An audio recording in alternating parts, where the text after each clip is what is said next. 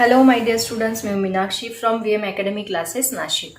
बच्चों, हम देख रहे क्लास 11 का चैप्टर 8 साउंड और आज है उसका लेक्चर नंबर 1, जिसमें हम टॉपिक देखने वाले इंट्रोडक्शन एंड देन हम देखेंगे कि mathematical expression of a wave क्या होता है।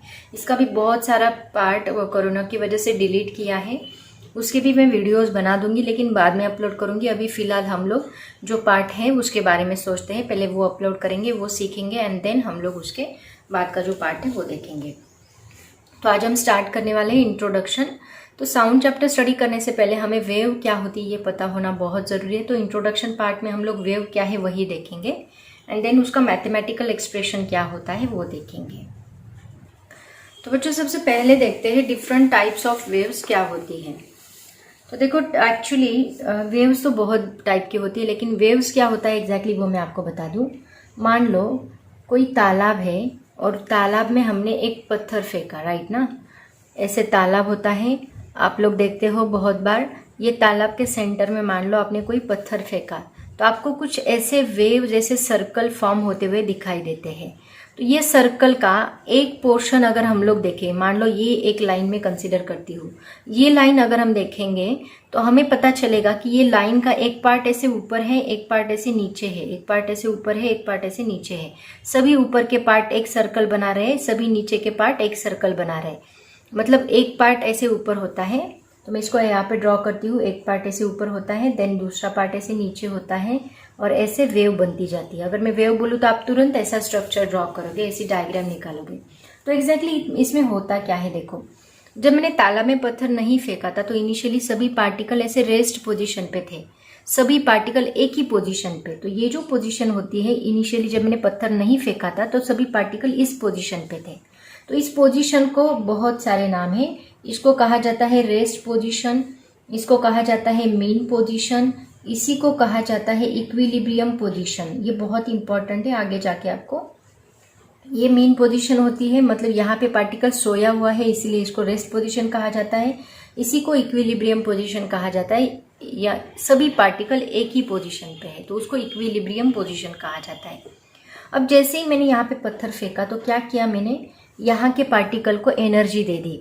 अब इसको एनर्जी मिलने के बाद, देखो सुबह उठने के बाद हम लोग चाय वगैरह पीते हैं तो तुरंत हमें एनर्जी मिलती है, तो हम चुप बैठते हैं क्या, सोते हैं क्या, बाद में नहीं, हमें एनर्जी मिलती है तो हम उछलने लगते हैं। सेम उसी तरह ये पार्टिकल भी अभी उछलने लगेगा। तो ये पार्टिकल पहले इतना उछला और क्या किया उसने, उसके नज़दीक के पार्टिकल को एनर्जी दी थी। अब नज़दीक का पार्टिकल बोलेगा तू इतना उछला, मैं तुझसे ज़्यादा उछलूंगा, और ये उसके नज़दीक का उससे ज़्यादा उछलता है, उससे ज़्यादा उछलता है, ऐसे उछलते उछलते ये कुछ हायर पोजीशन तक जाते हैं, ठीक है। उसके बाद वो थक गए, अभी वापस वो कहाँ आने लगे, नीचे आने लगे। वापस उनका वाइब्रेशन कम हुआ कम हुआ कम हुआ, अब वापस कहाँ आ गए, रेस्ट पोजीशन पे। अब उल्टा उछलना स्टार्ट होगा, मतलब पार्टिकल का नीचे की डायरेक्शन से वाइब्रेशन स्टार्ट होगा। वापस वो एक्सट्रीम, इसको एक्सट्रीम पोजीशन कहेंगे, इसको भी हम लोग कहेंगे एक्सट्रीम पोजीशन। तो ये एक्सट्रीम पोजीशन तक जाएंगे, मतलब जो हायर एम्पलीट्यूड होता है उसको एक्सट्रीम पोजीशन कहा जाता है। तो पार्टिकल एक्सट्रीम पोजीशन तक जाता है। ये प्लस साइड की एक्सट्रीम पोजीशन है, ये माइनस साइड की एक्सट्रीम पोजीशन है, ये जीरो है, ठीक है। तो ये जो है पार्टिकल का, this is the maximum amplitude होता है, मैक्सिमम डिस्प्लेसमेंट ऑफ वाइब्रेशन। तो ये इसको क्या कहा जाता है, अभी इसके कुछ पार्ट्स है वो हम देखते हैं। ये जो मैक्सिमम डिस्प्लेसमेंट है इसको हम कहते हैं, this is called as amplitude. जो पार्टिकल सबसे ज़्यादा उछलेगा, ऐसे देखो, तो ये इसको मैक्सिमम एम्पलीट्यूड कहा जाता है, ठीक है।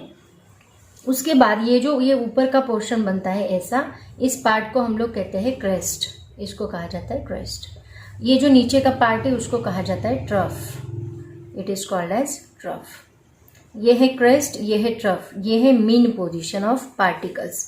तो ये पार्टिकल का maximum amplitude, this is crest, this is trough. और अगर आप एक बात ऑब्जर्व करोगे तो after equal interval of time, मतलब मान लो ये वेव को यहाँ तक जाने के लिए 1 सेकेंड लगा, 1 सेकेंड के बाद वो पार्टिकल वापस वही पोजीशन रिपीट कर रहा है।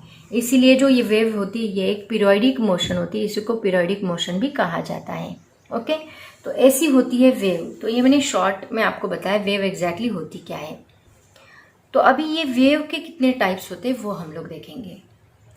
तो बच्चों, यहाँ पे वेव के 3 टाइप्स दिए हैं। पहला है इलेक्ट्रोमैग्नेटिक वेव्स, देन होता है मैटर वेव्स, उसके बाद होता है प्रोग्रेसिव वेव्स। तो इलेक्ट्रोमैग्नेटिक वेव्स मतलब हमने देखो थर्मल प्रॉपर्टीज में मैंने आपको बताया था जो हीट रेडिएशन होते हैं वो कौन से होते हैं, इलेक्ट्रोमैग्नेटिक वेव्स होती है। तो यहाँ पे इलेक्ट्रोमैग्नेटिक वेव्स कौन सी होती है, लाइट वेव्स, लाइट जो है वो भी इलेक्ट्रोमैग्नेटिक वेव के फॉर्म में ट्रैवल करता है। जो हीट वेव्स होती है, गामा रेज होते हैं, ये सभी इलेक्ट्रोमैग्नेटिक वेव्स है। मतलब सन से आने वाली जितनी भी वेव्स है, मान लो रेडियो वेव्स है, देन गामा वेव्स, ये सभी क्या है, इलेक्ट्रोमैग्नेटिक वेव्स है। इनकी वेलोसिटी सेम होती है, that is 3 × 10⁸ metre per second. Okay, so these are called as electromagnetic waves. उसके बाद सेकेंड होता है मैटर वेव्स, मतलब जो वेव एसोसिएट करती है विथ सम एनी ऑब्जेक्ट। जैसे कि मान लो हमने एक थ्रेड लिया और थ्रेड को हम लोग एक टाई करके ऊपर नीचे कर रहे हैं, तो यहाँ से भी ऐसी वेव प्रोड्यूस होगी, तो वो कौन सी वेव्स होगी, मैटर वेव्स होगी। उसके बाद थर्ड पॉइंट जो है वो है प्रोग्रेसिव वेव। प्रोग्रेसिव मतलब क्या, waves in which disturbance created at one place travel to distant point. जैसे कि वाटर वेव्स हमने देखा, तो वाटर में क्या है, एक बार हमने एक प्लेस पे वो डिस्टर्बेंस प्रोड्यूस कर दिया तो वो वेव ऐसे ट्रैवल कर रही है उसकी एनर्जी को, तो ये हो गई आपकी वाटर वेव्स। ओके, तो ऐसे अलग अलग एग्जाम्पल है वेव्स के जो आपको पता होने चाहिए। तो इसी में देखो बहुत सारे एग्जाम्पल आते हैं। साउंड वेव्स, ये भी क्या है, एक प्रोग्रेसिव वेव ही है। यहाँ पे मैं लिखती हूँ sound wave, this is also an progressive waves. And progressive waves को ही दो पार्ट में उन्होंने डिफाइन किया होता है। प्रोग्रेसिव वेव के दो पार्ट होते हैं, एक होता है लॉन्जिट्यूडिनल वेव, अब ये आपके सिलेबस में से निकाल दिया है उन्होंने, बट मैं शॉर्ट में बता देती हूँ। एंड दूसरा होता है ट्रांसवर्स वेव्स। ओके, अब इसको मैं डिटेल में एक्सप्लेन नहीं करती, बस इनके नाम में बताती हूँ क्योंकि हमें सिलेबस भी कवर करना है। इसका डिटेल एक्सप्लेनेशन में बताऊंगी आपको, एक बार सिलेबस कवर हो जाए। ठीक है, तो ये है डिफरेंट टाइप्स ऑफ वेव्स। अभी हम ये इंट्रोडक्शन पार्ट में उन्होंने दिया है। अब हम देखते हैं कि इसका मैथमेटिकल इक्वेशन क्या होता है। बच्चों, वेव क्या होता है ये तो मैंने आपको बता दिया, लेकिन अगर मैंने आपको बोला कि वेव का मुझे मैथमेटिकल फॉर्म बताओ, मतलब मुझे वेव को मेजर करना है, तो मैं मेजर कैसे करूंगी, तो उसका कुछ मैथमेटिकल एक्सप्रेशन है क्या, तो आंसर है एस। मैथमेटिकल एक्सप्रेशन भी है वेव का, वो कौन सी चीज़ों पे डिपेंड करता है। देखो, तो मैंने अगर आपको पूछा कि मुझे बताओ कि वेव का ये पार्टिकल, मतलब ये हमने तालाब लिया था, तो मैंने आपको पूछा कि मुझे एग्जैक्ट किसी एक पार्टिकल की पोजीशन बताओ, तो सबसे पहला क्वेश्चन आपका क्या रहेगा कि वो पार्टिकल कितने डिस्टेंस पे है वो हमें बताओ। तो मैंने बोला कि मान लो सेंटर से मुझे 1 सेंटीमीटर पे जो पार्टिकल है उसकी पोजीशन चाहिए, वो अभी कहाँ पे है ये मुझे बताओ। सेंटर से 1 सेंटीमीटर पे जो पार्टिकल है 1 सेंटीमीटर पे, उस पार्टिकल की पोजीशन क्या है ये मुझे बताओ। तो आपने क्या किया, सेंटर से 1 सेंटीमीटर डिस्टेंस मेजर किया, यहाँ तक आप लोग आए। ठीक है, तो ये मैंने आपको क्या बताया, ये एक्स एक्सिस है, तो मैंने आपको एक्स बताया। एक्स मतलब क्या, डिस्प्लेसमेंट, वो किसमें, 1 सेंटीमीटर में मैंने आपको बताया। अब आप लोग मुझे बताओ कि अभी ये पार्टिकल की पोजीशन कैसे हम बताएंगे, आपका ये क्वेश्चन अराइज होगा, क्योंकि ये पार्टिकल थोड़ी देर में यहाँ पे है, थोड़ी देर में यहाँ पे है, फिर यहाँ पे, फिर यहाँ पे, फिर वापस नीचे जा रहा है। ये पार्टिकल तो कंटिन्यूअसली ऊपर नीचे वाइब्रेट हो रहा है। तो एग्जैक्टली कौन से डिस्टेंस बताए हम लोग, एग्जैक्टली यहाँ का डिस्टेंस बताएं, यहाँ का डिस्टेंस बताएं, यहाँ का डिस्टेंस बताएं। तो पहले तो हम लोग वो पार्टिकल कितने डिस्टेंस पे है वो देखेंगे, उसके बाद टाइम के साथ साथ वो पार्टिकल कैसे वाइब्रेट हो रहा है, मतलब यहाँ टाइम मेजर करेंगे, टाइम लगाएंगे। मान लो 0.1 सेकेंड पे वो यहाँ पे था, 2 सेकेंड पे यहाँ पे, 3 सेकेंड पे यहाँ पे, 4 सेकेंड पे, देन वापस नीचे की साइड में। ओके, इसका मतलब यहाँ पे दो चीज़ें, यहाँ पे मैंने आपको टाइम बताया पार्टिकल की ऐसी पोजीशन जानने के लिए, मतलब यहाँ पे हम टाइम लेंगे, तो पार्टिकल की ऐसी पोजीशन जानने के लिए हमने क्या बताया, टाइम बताया। एंड पार्टिकल की ऐसी पोजीशन जानने के लिए हमने आपको एक्स बताया। तो इसका यूज करके आप लोग मुझे इसका मैथमेटिकल एक्सप्रेशन बताओगे वेव का। तो हर एक पार्टिकल का, ऐसे हर एक पार्टिकल, मतलब मान लो एक्स 1 सेंटीमीटर पे, 2 सेंटीमीटर, 3 सेंटीमीटर, हर एक particle with respect to time से कैसे चेंज हो रहा है, इसके लिए एक फॉर्मूला है हमारे पास। वही फॉर्मूला आज हम लोग स्टडी करने वाले हैं। तो वो फॉर्मूला क्या है, देखो, इसी तो हमें पता चलता है ये वाई है, पार्टिकल तो ऐसे ही वाइब्रेट हो रहा है, राइट ना। तो यहाँ पे ये फॉर्मूला जो बनेगा वो डिस्प्लेसमेंट का बनेगा, दैट इज वाई। वाई किसके हिसाब से चेंज हो रहा है, एक्स एंड टाइम के हिसाब से चेंज हो रहा है। ये जो वाई है पार्टिकल का, वो एक्स एंड टाइम के हिसाब से चेंज हो रहा है। और यहाँ पे वेव कौन सी है, इस टाइप की वेव को हम लोग क्या बोलते हैं, this is called as sinusoidal wave. तो यहाँ पे हम कौन सा फंक्शन लेते हैं, साइन फंक्शन लेते हैं। यही फॉर्मूला होता है हर एक वेव के लिए, चाहे वो किसी भी टाइप की वेव हो, वो साइन के फॉर्म में ही होती है। तो फॉर्मूला क्या है, साइन, सबसे पहले यहाँ पे साइन तो रहेगा ही, साइन यहाँ पे रहेगा के x minus omega T plus five. Okay, ये फॉर्मूला है के x minus omega T plus five. और ये जो एम्पलीट्यूड आपको जानना है, कितने एम्पलीट्यूड पे है, यहाँ तक है मैक्सिमम एम्पलीट्यूड, यहाँ के पार्टिकल का यहाँ पर मैक्सिमम रहेगा, यहाँ के पार्टिकल का यहाँ तक मैक्सिमम है, यहाँ के पार्टिकल का यहाँ तक है, मतलब ये सबका क्या है, ए है। तो यहाँ पे हमें ए भी लगाना है, ठीक है। मतलब देखो जो डिस्प्लेसमेंट है वो एक्स एंड टाइम के साथ साथ चेंज हो रहा है, साइन के x minus omega T plus five. ये जो इक्वेशन है it is very very important here. ये इक्वेशन आपको 12th में भी बहुत ज़्यादा इंपॉर्टेंट है, अभी भी बहुत ज़्यादा इंपॉर्टेंट है, ये इक्वेशन आपको याद ही रखना है, ठीक है। तो देखो अभी यहाँ पे हर एक चीज़ क्या है वो मैं आपको बताती हूँ। सबसे पहले मैंने आपको क्या बोला, ये ए क्या होता है, that is called as amplitude बोलते हैं हम लोग इसको, एम्पलीट्यूड। उसके बाद y जो है y एक्स टी, इसको हम बोलेंगे डिस्प्लेसमेंट। देन के को बोला जाता है angular wave number, angular wave number. और इसका फॉर्मूला होता है 2 पाई बाय लैम्बडा। लैम्बडा क्या होती है, वेवलेंथ। वेवलेंथ मतलब ये दो पॉइंट के बीच का जो डिस्टेंस होता है, दो क्रेस्ट या दो ट्रफ के बीच का डिस्टेंस, उसको वेवलेंथ बोला जाता है, वेव की लेंथ, वेवलेंथ। उसके बाद ओमेगा जो है वो होती है एंगुलर फ्रीक्वेंसी, मतलब ये ओमेगा ये होती है एंगुलर फ्रीक्वेंसी।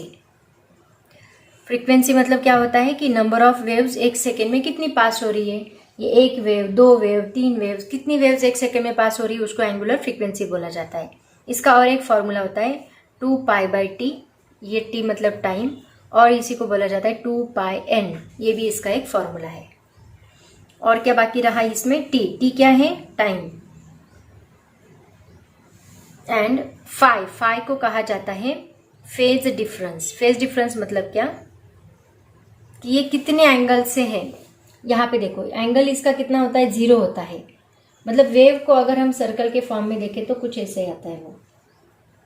एक्चुअली ये आपका पार्ट उन्होंने कट कर दिया है, उसमें था ये जो है ये 0, मतलब 0 यहाँ पे रहेगा। तो यहाँ पे जब तक हम यहाँ तक जाएंगे तो ये वेव यहाँ तक जाती है। तो यहाँ पे एंगल कितना होता है, दिस इज 90, मतलब पाई बाई 2। तो ये एंगल हमारा रहेगा पाई बाई 2। ये पाई बाई 2, ये फाई, ये एंगल बता रहा है ये। उसके बाद वेव यहाँ तक जब जाती है तो कितना बनता है, ये टोटल एंगल 180, तो ये बनेगा पाई 180। फिर यहाँ से यहाँ तक 270 को हम लोग बोलते हैं 3 पाई बाई 2। तो यहाँ पे आएगा 3 पाई बाई 2 एंड देन वापस यहाँ पे 2 पाई। तो ये एक सर्कल कंप्लीट किया वेव ने ऐसे। ये इसको रफ कर देते हैं, ये पाई बाई 2, ये पाई, ये 3 पाई बाई 2, ये 2 पाई एंड ये 0। वापस यहाँ क्या आएगा, 0। वापस यहाँ पाई बाई 2, वापस पाई, 3 पाई बाई 2 एंड 2 पाई। ऐसे ये फेज डिफरेंस बताता है, ठीक है। वेव अभी हमारी कहाँ पे है, ये फेज डिफरेंस बताएगा। मतलब दो वेव एट अ टाइम जा रही है तो दोनों वेव का फेज डिफरेंस कितना आएगा, ये आगे है आपको डिटेल में, तब हम बताएंगे। अभी फिलहाल बस इतना इक्वेशन आप लोग याद रखो। तो अभी अगर आपको किसी ने पूछा कि t is equal to T0, ये इंस्टेंट पे वेव कहाँ पे है, तो आप क्या करोगे, यहाँ t की जगह पे ये T0 पुट करोगे। मतलब आपका इक्वेशन बनेगा yx, T0 is equal to a sine kx minus omega. वो टाइम आप लोग पुट करोगे और उसकी वैल्यू निकालोगे। जो वैल्यू आएगी तो उससे आपको पता चलेगा कि आपकी वेव इतने इतने डिस्टेंस पे, इतने इतने वाइब्रेशन पे है। ऐसे हम लोग बताएंगे। ये किसके लिए, इंस्टेंट के लिए। मान लो आपको उन्होंने बोला डिस्प्लेसमेंट दिया x is equal to x0 पे आपकी वेव कहाँ पे है, तो आप बोलोगे एक y x0 t, x0 की वैल्यू मतलब कुछ भी रहेगी, 1 सेंटीमीटर 2 सेंटीमीटर, वो वैल्यू हम लोग पुट करेंगे। उसका साइन फंक्शन निकालेंगे। यहाँ x की जगह पे x0 आएगा, ओमेगा t प्लस 5, ऐसे हम लोग इसको लिखेंगे। मतलब बस वो वैल्यू हम लोग पुट करेंगे और y निकालेंगे। उससे आपको पता चलेगा कि वेव इस टाइम पे कहाँ पे थी, इस डिस्प्लेसमेंट पे कहाँ पे थी। ऐसे हम लोग बोल सकते हैं, ठीक है। तो इसी को कहा जाता है mathematical expression of a wave. तो बच्चों ये था वेव का टॉपिक। एक्चुअली इसमें हम लोग यहाँ तक ही स्टडी करेंगे। आगे इंट्रोडक्शन, मैथमेटिकल एक्सप्रेशन भी इंट्रोडक्शन में ही आता है। इसके हार्डली 3-4 लेक्चर बनेंगे। जो इम्पोर्टेंट टॉपिक है उसके सब के लेक्चर्स में बना के अपलोड करने वाली हूँ। तो जो ज़्यादा से ज़्यादा टॉपिक उन्होंने कट कर दिया है। इस चैप्टर का भी छोटा सा टॉपिक है, हार्डली 3 से 4 लेक्चर में ख़त्म हो जाएगा। ठीक है, तो बच्चों आज हम यहीं पे रुकते हैं। पढ़ाई करते रहो। Thank you so much and bye bye.